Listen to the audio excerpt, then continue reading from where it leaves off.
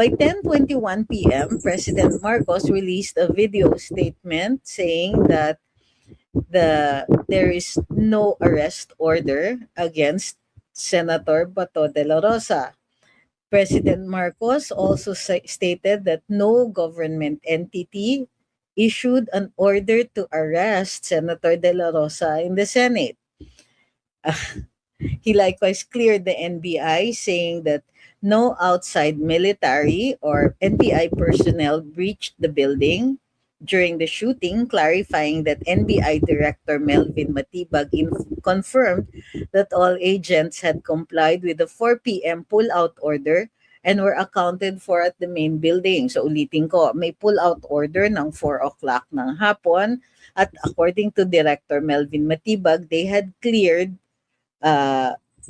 out of the building, the Senate building. However, witnesses as well as video footage of an NBI team in the GSIS side have already been published. Not only that, the Senate Office of the Sergeant at Arms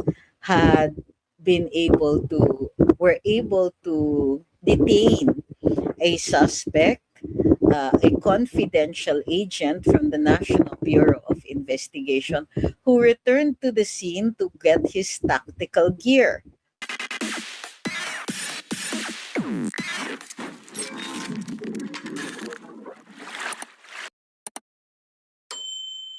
We're doing a timeline of the Senate siege. It's being called the Senate siege nowadays because, of the apparent attack, quote unquote, and this is used both by the media and by the senators themselves, the term attack, due to the gunfire, the exchange of gunfire later on. Bago tayo magpatuloy, wag po nating kakalimutan mag-like and share. So kanina inumpisahan po namin dito sa kabila app, pero uulitin namin for the sake of those in the green, blue and red apps. Right. So what a week that was, wasn't it? And it isn't even over yet. Oo nga pala, bago natin makalimutan, bukas po mayroon tayong spokes and our guest is Attorney Ed Chico.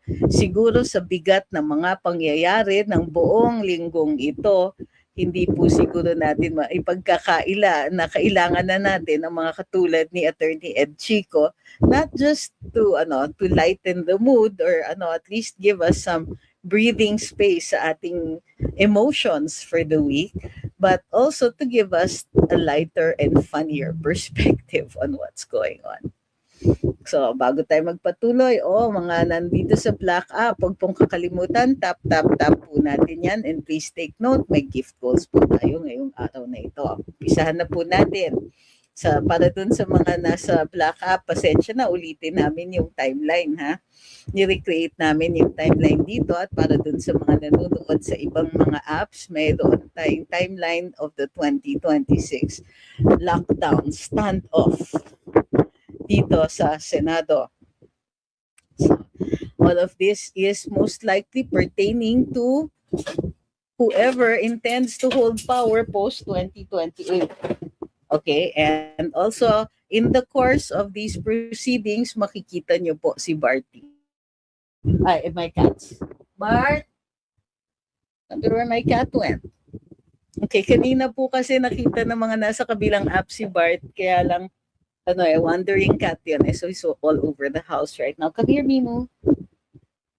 Kung mayroon po kayong ngayon pa lang maghihingi ako ng paumanhin kung may naririnig po kayong kalampag or as long as hindi po ako nagpapanik, don't worry about this because I have changed venue of my studio, this portable studio, and I'm doing live in another venue. So the cats are here in this room. Bart? Bartok. Okay, all right. Anyway, so let's begin. We'll be entertaining questions. Of course, it might be easier and it might be better. I will be able to see your live questions possibly later on after we have discussed the timeline. So let's begin. It started on Monday, May 11, 2026. The House of Representatives, with a vote of 257 for, 25 against, and 9 abstentions, to impeach the Vice President Sara Duterte, over an alleged misuse of funds and an alleged plot against the president and his family. At 3:10 p.m. the same afternoon, Senator Bato de la Rosa arrived suddenly in the Senate, causing kind of an uproar, and just in time for a Senate coup, or a change in the leadership of the Senate. The oppositions were declared vacant and a vote was taken. Senator Alan Peter Cayetano is now the Senate President, with Senate President pro tempore Loren Legarda leading the pack. All of the positions for committee chairmanships were likewise declared vacant, and no chairmanships as yet have been announced. Interestingly, when Senator Bato arrived at the Senate, CCTV footage was shown of him being chased along the Senate halls and in the back rooms, back alleys of the Senate, where he eventually ended up at the plenary hall, where the agents of the National Bureau of Investigation making the chase had no jurisdiction and could not be allowed to enter. In the course of it, he apparently injured 2 fingers of his, trying to remember, left hand. In the course of what, because he had fallen during the said chase. So he was immediately granted protective custody by Senate President Alan Peter Cayetano. On Tuesday, May 12, 5 senators filed a resolution urging Senator De La Rosa to surrender to the ICC. These senators were Senators Soto, Hontiveros, Lacson, Pangilinan, and Aquino. Of course, this was opposed by the other senators. However, Senator Alan Peter Cayetano, Senate President Alan Peter Cayetano, assured fast tracking of the impeachment trial, which led other people to speculate that the case would be immediately dismissed by the majority. Senator Cayetano subsequently assured everybody that he will act in accordance with the law and the rules, and also that would depend completely on what motions are going to be filed. No such motion to dismiss has as yet been filed, if that will even be allowed. Meanwhile, hey, sorry, cats. In the meantime, an issue was raised regarding the processing delays of the delivery of the articles of impeachment. They were expected on Tuesday, but no such transmission had been made. According to the House, it was due to the voluminous documents that needed to be Xeroxed, which led Senator Amy Marcos, to criticize them over the delay and question the reasons for such delay. On Wednesday, the 13th of May, Senator De La Rosa at 4 p.m. Holed up in his, still in the Senate. He had spent the night in the Senate, appealed to the Philippine Military Academy alumni for peaceful support. At 5:23 p.m., he went live on Facebook saying that he is to be arrested by National Bureau of Investigation and CIDG agents because they were allegedly preparing to enter the Senate. Armed men were subsequently spotted near the elevators. According to revelations by Senator Amy Marcos and certain other lawmakers such as Senators Win Gatchalian, Big Zubiri, Loren Legarda, Joel Villanueva, and on some occasions Senator Pia Cayetano, says hindi pa pala. Senators Marcos, Gatchalian, Zubiri, Legarda, and Villanueva say they received advance text warnings or advice to clear out and leave the premises because magkakagulo.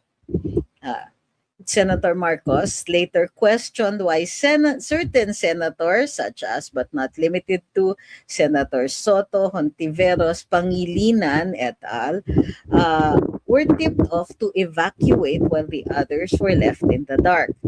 By 7:18 p.m., the Senate office of the Sergeant at Arms orders the second floor cleared. Okay. So at 7:18 p.m., still, Senator De La Rosa left the Senate President's office and stepped into an elevator with legal counsel. At 7:22 p.m., the impeachment convoy arrived. The House Secretary General Cheloy Garafil and House Sergeant at Arms Ferdinand Melchor de la Cruz arrived in the Senate to transport the House Resolution number 989, and the articles of impeachment against VP Duterte. The documents were officially received by, the Office of the Senate Secretary, Mark Leandro Mendoza. At 7:48 p.m., as the chamber was preparing for session, at least 5 to 10 gunshots echoed near the second floor elevators, causing panic. The OSAA immediately implemented a total security lockdown. Later, videos revealed that a team from the National Bureau of Investigation attempted or began drilling the common doors between the Senate and the GSIS site. So from the GSIS site, the team from the NBI allegedly drilled into the door that connects both offices. It is unclear. Well, at the time that we made this timeline, we will be including updates to this timeline. At 8:01 p.m., the Senate was under attack, according to Senate President Cayetano, who broadcast on Facebook Live saying this, together with Senator Pia Cayetano and other senators who likewise went on Facebook Live. By 10:21 p.m., President Marcos released a video statement saying that there is no arrest order against Senator Bato de la Rosa. President Marcos also stated that no government entity issued an order to arrest Senator de la Rosa in the Senate. He likewise cleared the NBI, saying that no outside military or NBI personnel breached the building during the shooting, clarifying that NBI Director Melvin Matibag confirmed that all agents had complied with the 4 p.m. pull-out order and were accounted for at the main building. So ulitin ko, may pull-out order ng 4 o'clock ng hapon, at according to Director Melvin Matibag, they had cleared out of the building, the Senate building. However, witnesses as well as video footage of an NBI team in the GSIS side have already been published. Not only that, the Senate Office of the Sergeant at Arms were able to detain a suspect, a confidential agent from the National Bureau of Investigation, who returned to the scene to get his tactical gear. The person has been identified, I don't have the name here, has been identified. However, the NBI claims that he is not an agent but merely a volunteer driver, thereby confirming, at least in part, that he is recognized by the NBI as some kind of confidential agent. Said person also identified the director of the NBI's Transnational Crimes Division. A joint investigation was later launched, according to the president, and he announced that he had spoken with Senate President Cayetano and that the Senate and the PNP will conduct a joint investigation to determine if the shooting was an isolated encounter or part of a broader destabilization plot. Raise eyebrow at this point. Early morning of Thursday, May 14, Senator De La Rosa slipped out of the Senate following a chaotic overnight standoff and lockdown.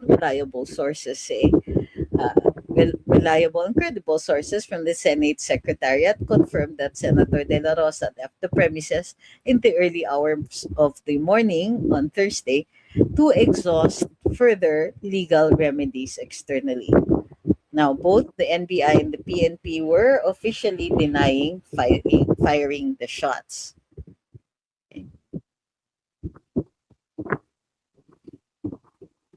In the meantime, Senator Marcos has,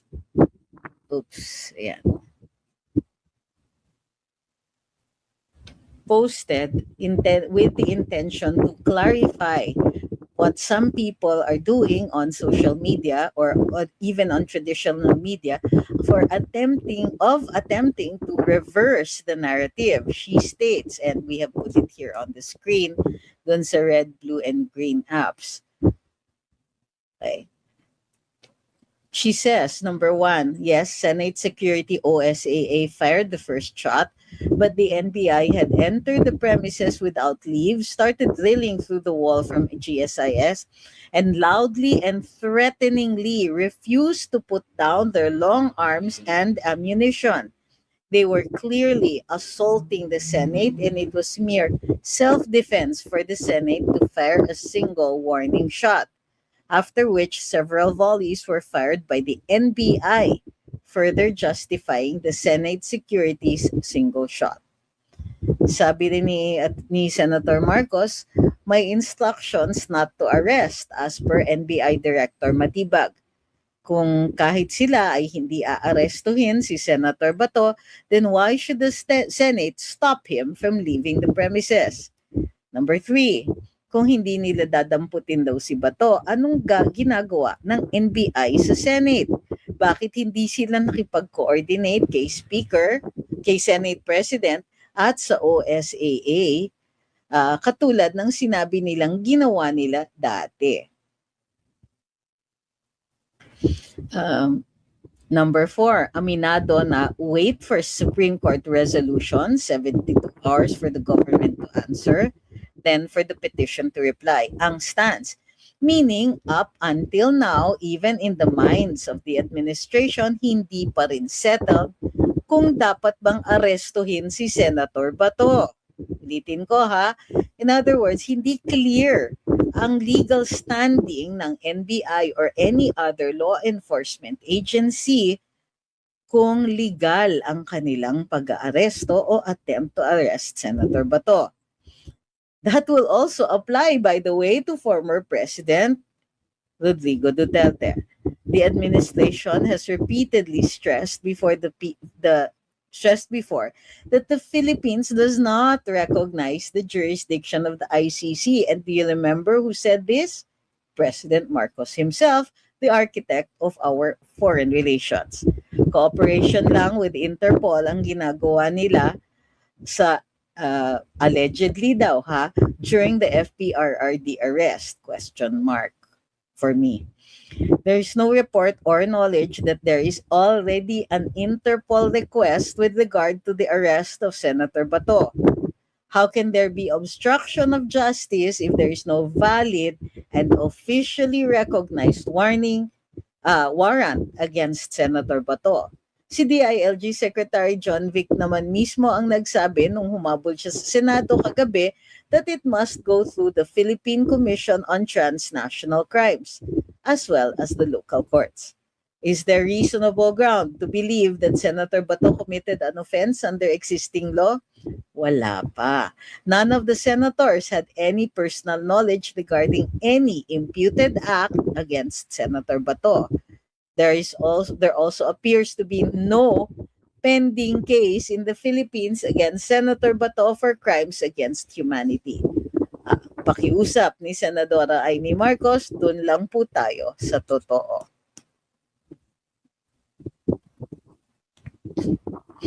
Okay, we'll take a look at your questions and some of your reactions.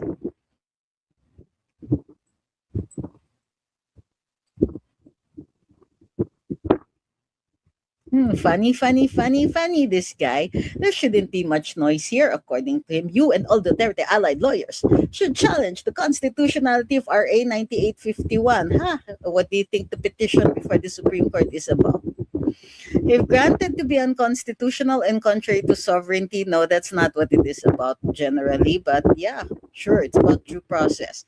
Then you win in a non-violent way, but refusing to the current law is only scandalous. And you don't even say how that is scandalous, nor are you saying that you're the one who's saying that we should challenge the constitutionality, and yet you would want there to be actions against Senator Bato that are irreversible. Kaloka. Sabi ni Zaira, naggulo ang Pilipinas dahil kay Trillanes at De Lima. It's interesting observation. Let me see. Thank you, Ma'am Mocha Princess. Hi kay Rodney po.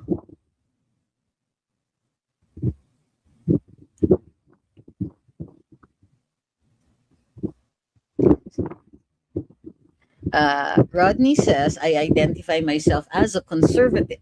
Is there any way that the president and the vice president can have a civil relationship? I think it's kind of late for that one. I mean, the incident yesterday further polarized our nation. And since you already admit the polarization of the nation, can't you admit the polarization as well of the heads of our esteemed state?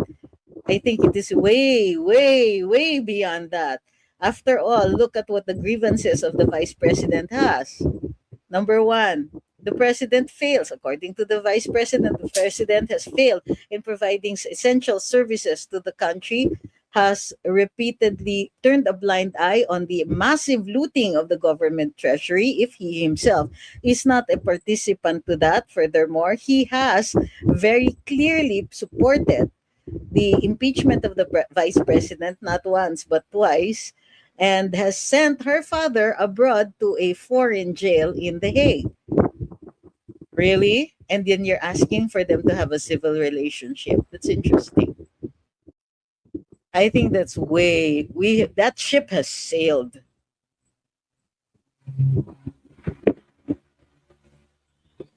Okay, for those complaining about the noisy audio, is it still too noisy? Because we can end the live right now.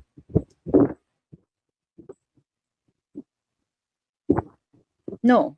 Sabi ni Ma'am Christina, mali po ba na inilabas si Senator Bato ni Senator Robin? Pwede pa pong kasuhan si Robin? No. There is no warrant against Senator Bato. There are no charges locally against him. There's no local warrant, and he is not in the act of committing a crime. So, if Senator Bato is not in the act of committing a crime, has not been charged by any crime, he wasn't even trying to escape. He merely slipped out of the Senate, possibly assisted by Senator Robin. No crime.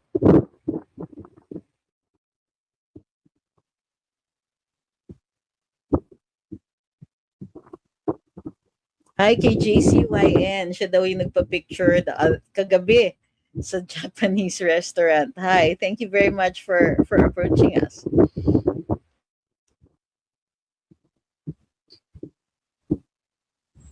Sabi ni Kidlat, I think it's not about the impeachment, it's about Marcoleta will be chair of the Blue Ribbon Committee. Hindi pwedeng pareho.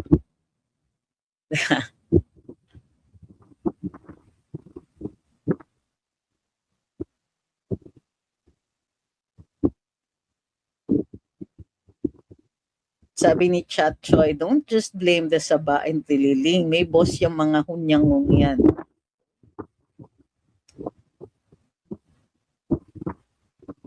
Sabi ni Steve, napanood ko si Tiangco, ini-interview si General Aflasca na parang sinisita pa. I think that as observers, we have to resist the how do you call this? The attempt to change the narrative, diba?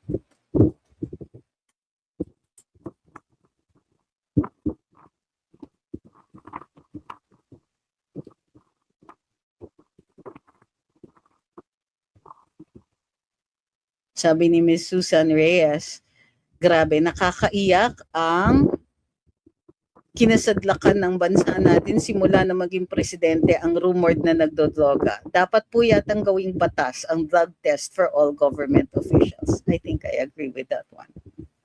Hi kay Sir Billy Roa Alvarez, Ma'am Madel. Sabay pa kayo ni Ma'am Joy nag-live, nakita po. Okay, so do you want me to stop? Sabi ni Ma'am Fatima, prayer ko magkaso sa ASCAN.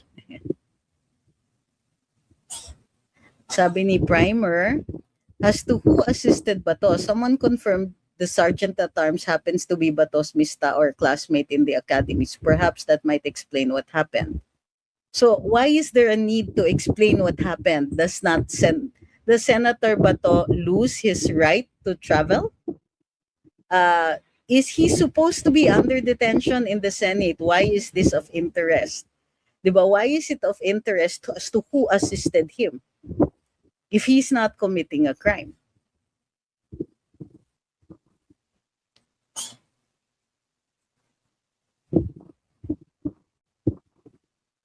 Sabi ni Mangagoy, the First Lady is a lawyer and law professor, and yet this regime doesn't respect the judicial system and the ombudsman bends the law.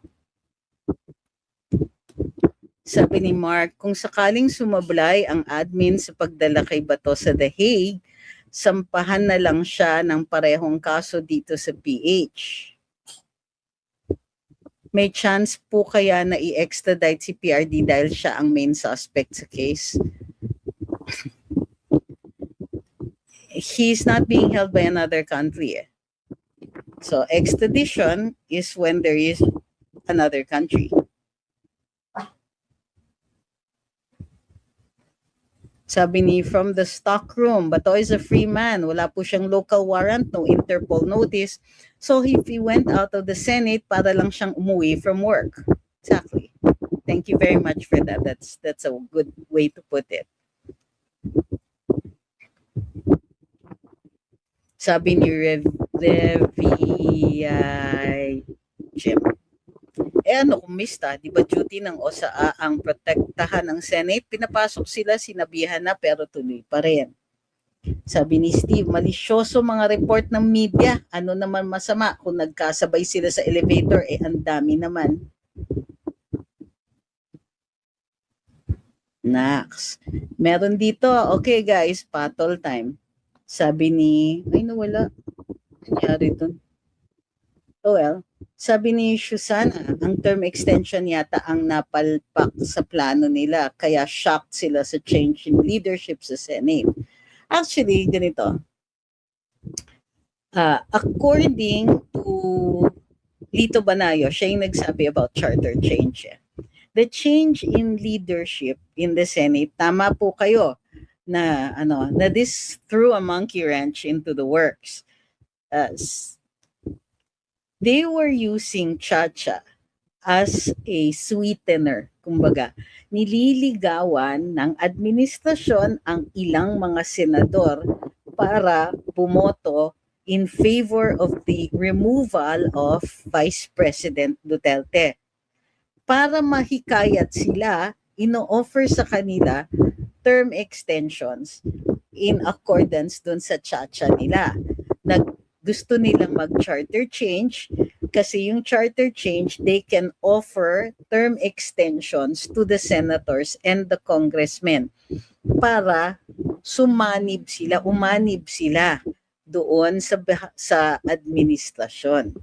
So it's kumbaga, it's part of the sweetener, kumbaga, para ma-reward sila pag umanib sila sa administrasyon. So isipin nyo, malaki yung maititipid nila, extended sila, wala silang gastos sa eleksyon. So yun yung yun, it's part of the sweetener. And in the meantime, ang purpose ng charter change ay term extensions. Okay? Hindi nila babaguhin, ha, take note, hindi sila mag-federalism, hindi sila magpa-parliamentary in the way that you're expecting, kasi para mahikayat yung mga senators, kailangan maipangako na bicameral pa rin ang magiging setup. But it will allow the people in power to remain in power.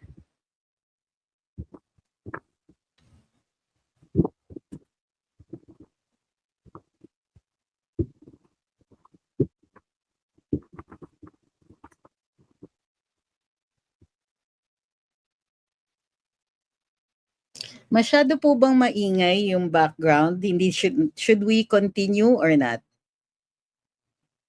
Kasi if it is too kung masyadong nakakagambala sa pakikinig ninyo, we will have to stop. Hindi ka talaga kasi kakayanin na magpalit pa ako ng lugar. Sabi ni Roman, what law are you talking about? Ay, mali. Sabi ni Janine, what law are you talking about? Sino po ang nagsasalita ng law?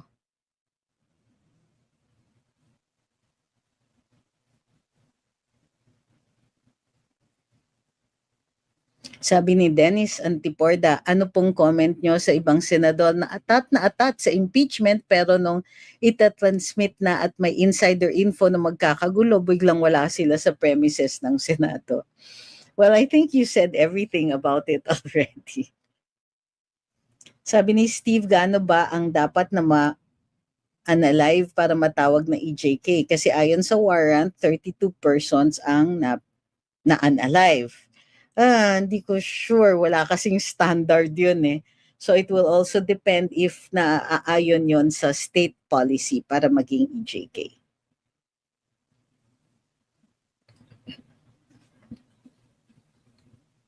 Sabi ni Eros Kel, dapat sinisibak na ni BBM sa pwesto si Matibag dahil may ongoing investigation sa NBI. Ano ba BBM?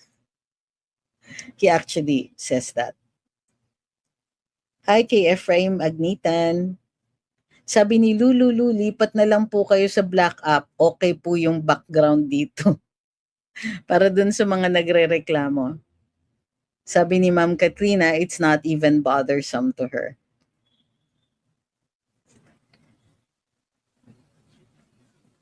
Sabi ni OFW Mindset, please explain. Okay, please, when you ask me to explain, please don't make it sound like it's my obligation, ha? Bakit ang government ayaw dalhin nila ang ICC warrant sa local court?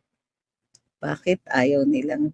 Siyempre, they want to transport the so-called suspect or accused as quickly as possible.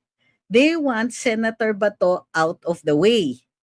Okay, remember, kahit dumaan yan sa hukuman, kung yan ay bailable, then he will be free to go to the Senate and cast his vote. So they will maintain the majority, and the possibility of VP Inday getting a fair trial increases exponentially.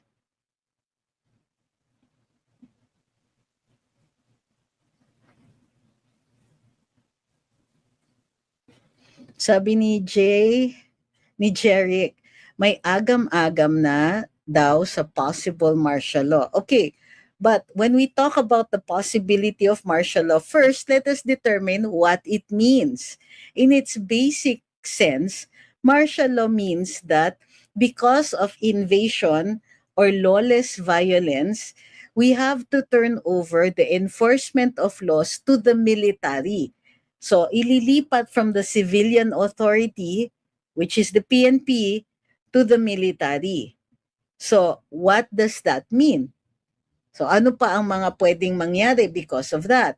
The government can apply for a petition to may apply to suspend the writ of habeas corpus. Meaning, pwedeng may mga ma-detain for longer periods of time kahit wala pang charge. Okay? So ano pa ang mga effects ng martial law? So I think what you're saying is you are using the term martial law in the Marcos Sr. sense. Pero kung sasabihin yung possible ba ang martial law, it is possible when there is lawless violence and invasion. Pero ano ang effect nun? Does it have the same effect under the 1987 Constitution as it did under the 1972 Declaration 1081 of President Marcos? Pareho ba yon? Kasi ang nangyayari yung term na martial law brings up memories of Marcos Sr. But is it the same? And what are the effects? So, ano yung kinatatakutan natin sa martial law? The possible suspension of the Bill of Rights, hindi po mangyayari yon under the 1987 Constitution, except for the portions of the due process clause, which requires that a person who is detained or put in custody for a crime must be allowed bail first immediately. Bail is a matter of right under the 1987 Constitution. But if it is not bailable, then there is also the requirement that the person who is detained be charged immediately. The government can apply for a suspension of the writ of habeas corpus, meaning pwedeng mas matagal ang detention periods. So ano pa? The military enforces the laws, but hindi katulad dito noong 1972 na military court din ang posibleng maghatol sa mga sibilyan.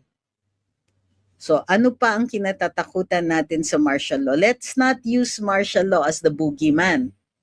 Ang sabihin natin, baka kung anong gawin ng administrasyon na ito para masuspindi ang iba nating karapatan. Halimbawa, dito kay Senator Bato, yung attempt na arestuhin siya without a warrant, without a valid warrant, without a court order, and while he is not in the act of committing a crime. Anong tawag doon? Arbitrary detention. Meron bang krimen dito? Wala pa.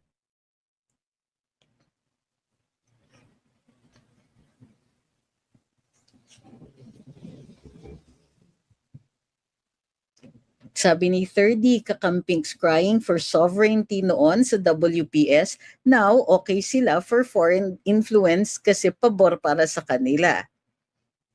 Diba? Yung sending a Filipino citizen to the jurisdiction of a tribunal we no longer recognize.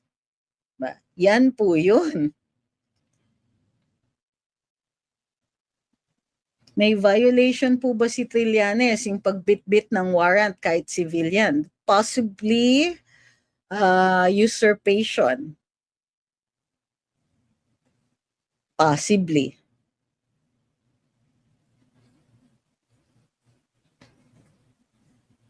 Sabi ni Jeff, sana pag nasa Bilyonaryo News Channel ka, pakitago ang kulay DDS. Kitang-kita daw. Nasa na yung niya? Bakit nawala yung... Ay din napakabilis. Sandali. Kitang-kita lalo pag DDS ang guest. Pero hindi mo sinasabi itago ni Edwin Lacerda, ni Attorney Lacerda yung pagkadilaw niya o yung pagka-GMA ni Kong Nani. Hindi niyo sinasabi yan dun sa ibang tao. So in other words, galit ka lang sa DDS, ganun ba yon? We were hard specifically because they already knew kung ano ang political leanings namin. The reason the spokes works is because we have different political persuasions.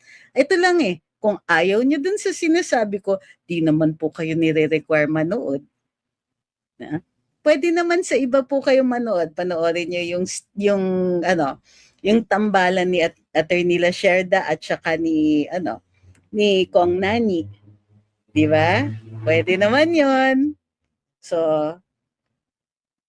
hinay-hinay dun sa sa pagka-entitlement ninyo sa feeling yung entitled na pwede ninyong baguhin yung aking political leaning simply because ayaw mong panoorin. Wag po ganyan. Pwede naman kayong lumipat ng channel.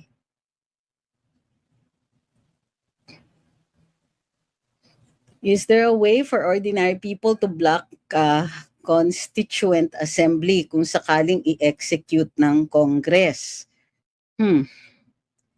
Here's the awful part, no? It's their power to do so. What we will end up doing is pagka it's presented to a referendum or to a vote later on, we can oppose it. Yung mga changes nila.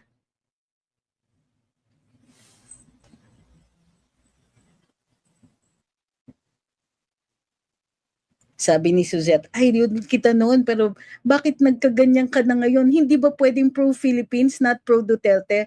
Ma'am, as far as I'm concerned, I'm pro-Philippines. Hindi lang po kasi tayo pareho ng pananaw, kaya ganyan po yung sinasabi ninyo.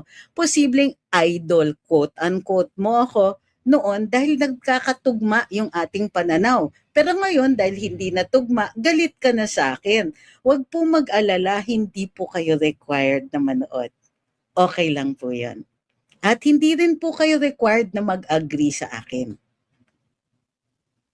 Sabi ni ma'am, no, you're not. Pero di naman siya nagbibigay ng dahilan. So ma'am, no, you are not either.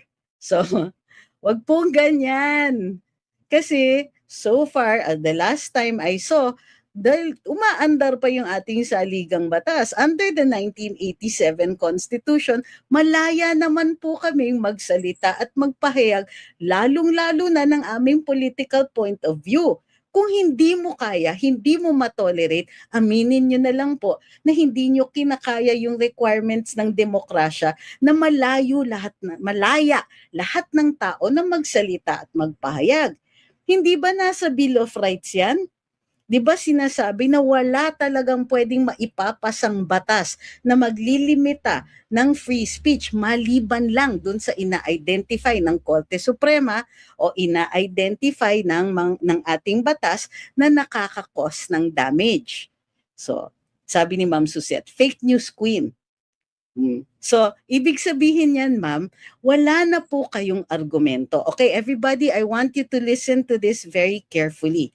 Kanina sinasabi niya, hindi daw ako pro-Philippines, pro-Duterte ako. But she does not tell us why that is wrong. She does not tell us why that is so. She cannot substantiate her arguments. Instead, she just says, pag sinabi namin hindi, sasabihin niya, hindi, parang bata. Yes, you are. No, you're not. No, I am. No, I am. Parang ganun lang. Pagkatapos, nung hindi na siya maka-argue, hihirit na siya na fake news queen. What does that mean? The person who first throws the insult admits that he or she has no argument. He or she cannot articulate why they feel that something is wrong, and therefore this person is ill-equipped to participate in national discourse. Okay? Anong ibig sabihin nun? Pag hindi ka makaparticipate sa national discourse, you learn. Hindi pwedeng yung ganyan lang. And in fact, yung ginagawa niya, fake news queen, is precisely the limitations prescribed by law, is one of those limitations prescribed by law. So, ibig sabihin, participate. Enjoy your freedom of speech. Okay lang po yun na mag-disagree tayo.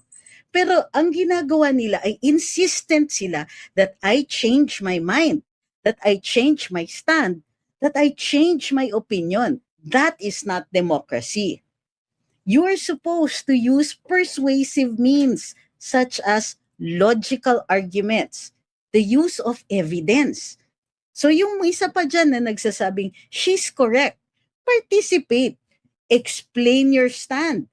Say why you disagree.